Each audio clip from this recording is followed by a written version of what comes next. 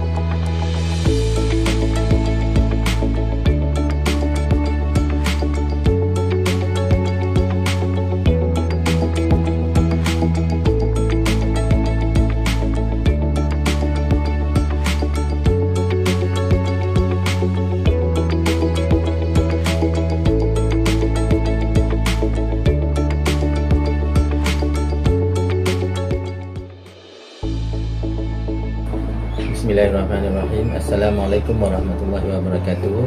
Saya Cikgu Zul Azwar bin Desa, Guru Besar Sekolah Kebangsaan Felda Cuping, ingin mengucapkan selamat datang dan juga selamat kembali ke sekolah kepada guru-guru dan juga semua murid Sekolah Kebangsaan Felda Cuping, dan diharapkan dengan kehadiran tahun baru ini, sesi persekolahan 2026 ini, segala hala tuju yang telah kita rancangkan akan dicapai dengan sebaik mungkin, insyaAllah.